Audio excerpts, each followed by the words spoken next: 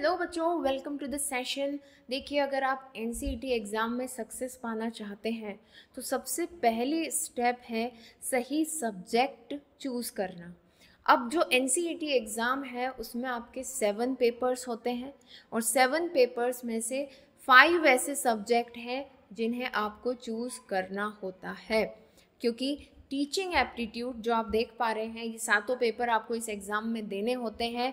इसमें से teaching aptitude और जनरल टेस्ट ये तो सभी के लिए कॉमन है ना। इसके अलावा ये जो 5 सब्जेक्ट बचते हैं, 3 डोमेन स्पेसिफिक और 2 लैंग्वेजेस, ये आप चूज़ कर सकते हैं।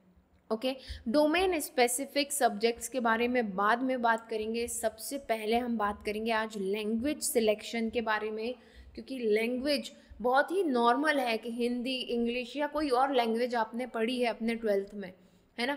But wrong combination of language इस साल 2025 में बहुत सारे बच्चों को ये नुकसान पहुंचा के गया है। क्यों? क्योंकि उन्होंने गलत लैंग्वेज कॉम्बिनेशन लिए थे। ओके, तो इसके बारे में हम लोग डिटेल में बात करते हैं। आगे बढ़ने से पहले चैनल को ज़रूर सब्सक्राइब कर लीजिए अगर एनसीईटी एग्ज़ाम की तैयारी कर रहे हैं, और हमारे व्हाट्सएप चैनल को भी ज़रूर ज्वाइन कीजिए। Why? To get timely and authentic information. देखिए, मैं आप तक जो इन्फॉर्मेशन पहुंचाने की कोशिश करती हूँ वो बिना इधर उधर की बातें, बिल्कुल सीधी सटीक बात जो आप तक पहुंचना ज़रूरी है। ओके, सो इसके लिए आप फॉलो कर सकते हैं चैनल को और व्हाट्सएप ग्रुप को भी।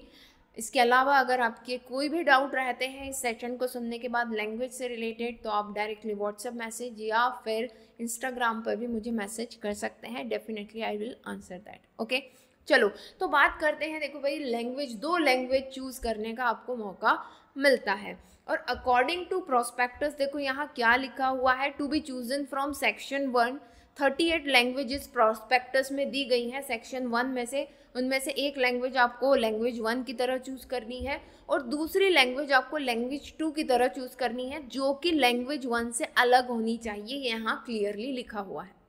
Okay, so according to prospectus language 1 and language 2 must B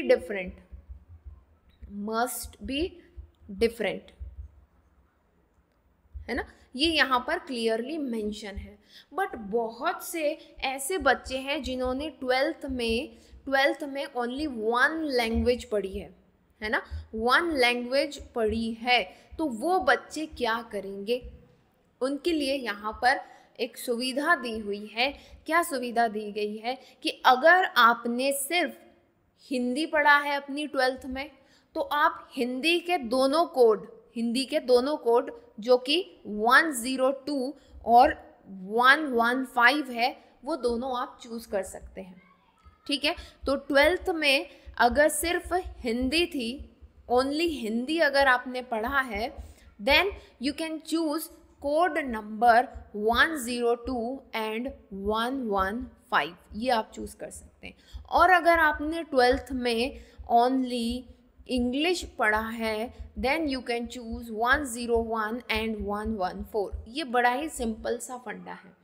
ये 2 लैंग्वेज कोड, हिंदी के 2 लैंग्वेज कोड, इंग्लिश के 2 लैंग्वेज कोड दिए ही इसलिए गए हैं, उन बच्चों के लिए दिए गए हैं जिन्होंने 12th में या तो सिर्फ इंग्लिश पढ़ी है या तो सिर्फ हिंदी पढ़ी है। ओके, बट वो बच्चे जिन्होंने 12th में दोनों लैंग्वेज पढ़ी है, हिंदी भी पढ़ी है, इंग्लिश भी पढ़ी है, तब आपके लिए ज़रूरी है कि आप 2 डिफरेंट लैंग्वेज चूज़ करें। ठीक है, तब आपको 2 डिफरेंट लैंग्वेज चूज़ करना है। इसके अलावा अगर आपने अपने 11th-12th में कोई भी भाषा चूज़ करी है, मराठी करी है ना, पंजाबी करी है, तमिल करी है, ठीक है, तो ये रीजनल लैंग्वेज है। इसके अलावा आपने कुछ ना कुछ नेशनल लेवल पर जो लैंग्वेज यूज़ होती होगी वो तो पढ़ी ही होगी, या तो हिंदी पढ़ी होगी साथ में या फिर इंग्लिश पढ़ी होगी, तो अकॉर्डिंगली आपको चूज़ करना है। बट 2 डिफरेंट लैंग्वेज के कॉम्बिनेशन बनाना है सभी को, एक्सेप्ट उनके जिन्होंने सिर्फ हिंदी या सिर्फ इंग्लिश पढ़ा है। आई थिंक ये चीज़ आपको क्लियर होगी। ओके, नहीं भी हो तो आप फिर कमेंट सेक्शन में लिखना, I will make it more clear. Right, अब बात ये आती है, बहुत से बच्चे जो लैंग्वेज से ही बीए बीएड करना चाहते हैं, तो वो पूछते हैं मैम हम कौन सा कोड सिलेक्ट करें। तो देखो, जो लोग बीए बीएड करना चाहते हैं, या तो हिंदी से करना चाहते हैं या इंग्लिश से करना चाहते हैं, वो हमेशा लिटरेचर या साहित्य वाला कोड यूज़ करेंगे। ओके, जैसे अगर आप इंग्लिश से बीए बीएड करना चाहते हैं तो आपके पास इंग्लिश लैंग्वेज और लिटरेचर का कोड जो कि 101 है आपको सिलेक्ट करना है, और हिंदी के लिए वो है 102। ठीक। फिर एक क्वेश्चन आता है बच्चों के मन में कि मैम ये दो अलग अलग पेपर हैं, क्या इनके सिलेबस भी अलग है?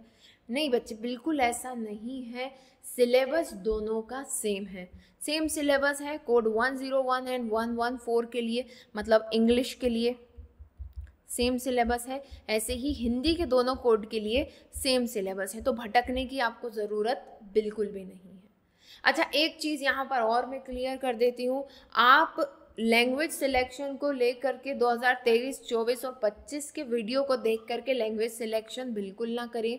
हर साल क्राइटेरिया बदलता है यूनिवर्सिटीज़ का, उसी के अकॉर्डिंग हम अब इस साल हमने जो भी पैटर्न देखे कि भाई यूनिवर्सिटीज़ ने क्या क्या चेंजेस कर दी, उसके अकॉर्डिंग अब हम 2026 के लिए बता रहे हैं। ठीक है ना?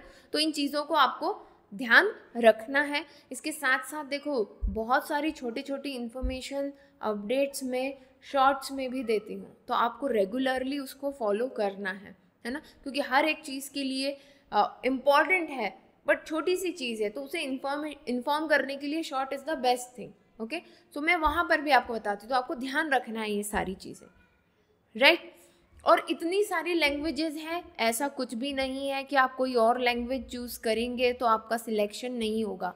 अगर 12th में आपने इनमें से कोई सी भी लैंग्वेज चूज़ करी है, so you can select it into the NCET exam, but ध्यान ये रखना है कि 2 लैंग्वेज अलग अलग होनी चाहिए, जो अभी मैंने कंडीशन बताई उसको छोड़ के।